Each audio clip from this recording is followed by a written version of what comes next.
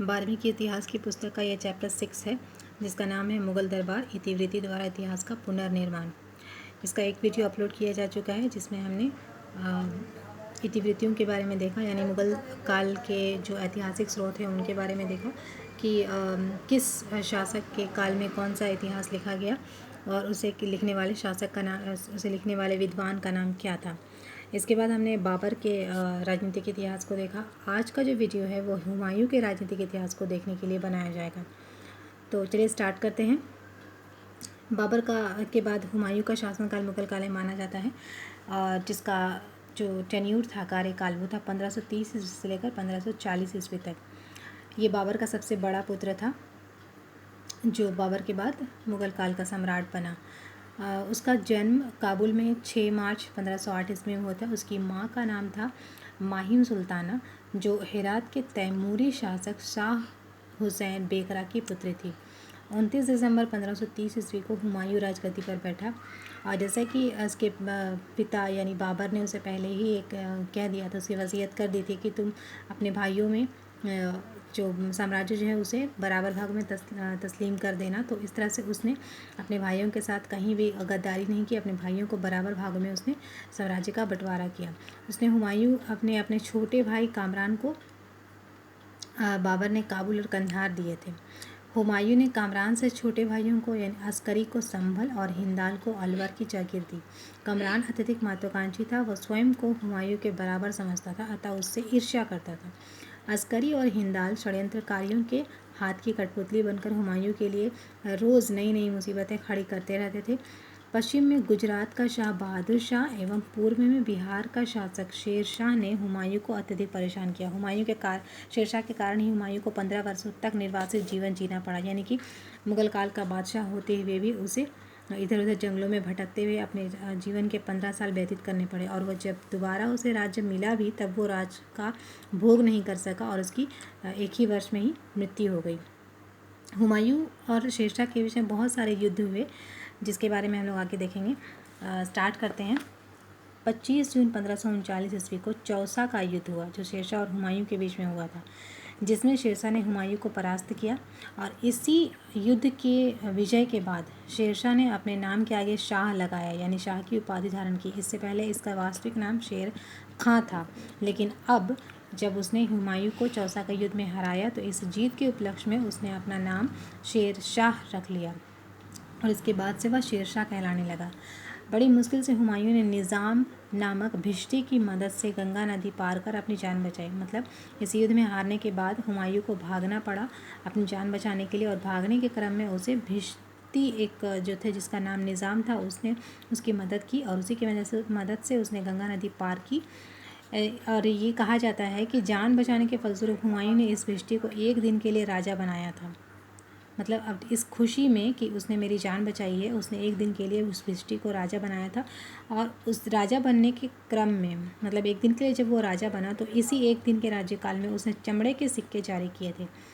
अब आते हैं उसका नेक्स्ट जो युद्ध हुआ हुमायूं और शेरशाह के बीच में, वो युद्ध था बिलग्राम कन्नौज का युद्ध, जो कि 17 मई 1540 ईस्वी को हुआ था। इस युद्ध में शेरशाह ने अंतिम रूप से हुमायूं को परास्त करके भारत में अफगान साम्राज्य की स्थापना की। मतलब जो बिलग्राम का युद्ध हुआ, जो कन्नौज में हुआ था, इस युद्ध में हुमायूं को शेरशाह ने हरा दिया। और अब हमेशा के लिए, मतलब जब तक उसका जीवन काल रहा, शेरशाह जो है अपना शासन करता रहा। और इस दौरान जो मुगलों का शासन है, वह कुछ समय के लिए ब्रेक लग गया उसमें, और इस समय यहाँ पर भारत में अफ़गानों का शासन स्थापित हो गया, क्योंकि शेरशाह एक अफ़गान शासक था। हुमायूं को भागना पड़ा। 29 अगस्त 1541 ईस्वी को हुमायूं ने हमीदा बेगम नामक एक महिला से शादी की, जो कि फ़ारस के शिया मीर बाबा दोस्त उर्फ मीर अली अकबर जामी की पुत्री थी। भागते समय हुमायूं को सिंध में अमरकोट के राणा वीरसाल ने शरण दी थी। अपनी पत्नी को यहाँ छोड़कर वह सिंध विजय हेतु जा रहा था। इसी समय 15 अक्टूबर 1542 ईस्वी को हमीदा बेगम ने अकबर को जन्म दिया। मतलब अकबर का जन्म जिस समय हुआ, उस समय हुमायूं कोई मुग़ल बादशाह नहीं था, वो एक भागता हुआ व्यक्ति था जिससे जो इस समय निर्वासित जीवन व्यतीत कर रहा था। और इसी क्रम में हमीदा बानो बेगम जो कि हुमायूं की पत्नी थी, उसने अकबर को जन्म दिया। तरदीब खान ने यह शुभ समाचार जब हुमायूं को सुनाया तो उसके पास इस खुशी को बांटने के लिए इस खुशी के उपलक्ष्य में अपने साथियों का मुंह मीठा करने के लिए या उनके साथ जश्न मनाने के लिए उसके पास कुछ नहीं था। तब उसने क्या किया कि उसने अपने साथियों के साथ तस्तरी में कस्तूरी के टुकड़े अपने साथियों में तकसीम किया और कहा कि अपने पुत्र के अवसर पर केवल यही भेंट मैं आप लोगों को दे सकता हूँ, और मैं आशा करता हूँ या कामना करता हूँ कि जिस तरह इस खेमे में इस कस्तूरी की सुगंध फैल रही है, उसी तरह मेरे पुत्र का यश सौरभ भी इसी तरह संसार में किस दिन फैलेगा। मतलब उसने एक तरह से देखें तो अपने बेटे के जन्म के समय ही उसने ये भविष्यवाणी कर दी थी। उसे अब ये उम्मीद थी कि अकबर एक महान शासक बनेगा और उसका यश पूरी दुनिया में फैलेगा।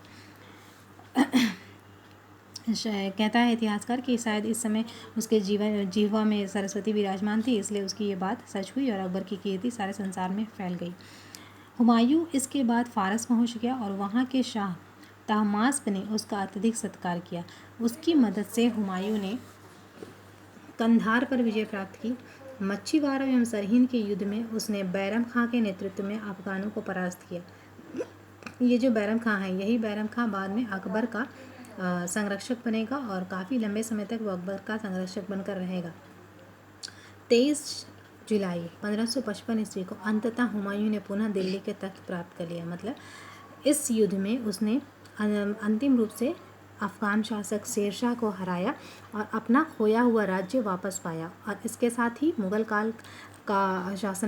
साम्राज्य का शासन फिर से कायम हुआ, मुगल वंश का शासन फिर से कायम हुआ और अफ़गानों का शासन हमेशा के लिए भारत से खत्म हो गया।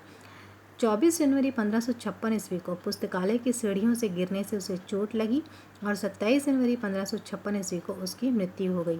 मतलब 1555 में उसे राज्य दोबारा मिला, जिसके लिए वो 15 वर्षों तक जद्दोजहद करता रहा था और एक वर्ष पीछे 6-7 महीने के अंदर ही 1556 ईस्वी में उसकी मृत्यु हो गई। वो भी कैसे? पुस्तकालय की सीढ़ियों से गिरने से।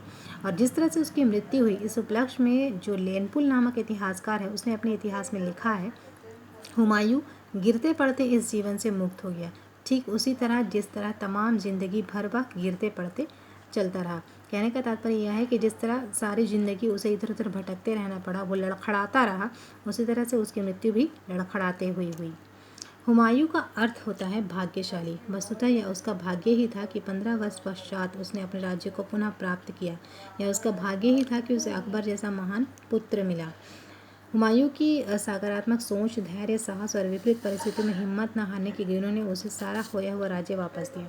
मतलब सच में वो एक महान शासक था। अगर वो महान शासक नहीं होता और उसमें धैर्य, साहस जैसे गुण नहीं होते तो वो ये आशा भी नहीं करता कि उसका जो राज्य वो खो चुका है वो दोबारा उसे पा सकता। उसने ये कभी नहीं माना कि उसका राज्य उसे दोबारा कभी नहीं मिल सकता। वो लगातार उसे पाने के लिए प्रयास करता रहा और फिर अंततः 15 वर्षों के पश्चात उसे दोबारा अपना राज्य वापस मिला। ये उसकी बहुत बड़ी प्रसिद्धि रही। इसके बाद जो है अकबर का शासन आएगा और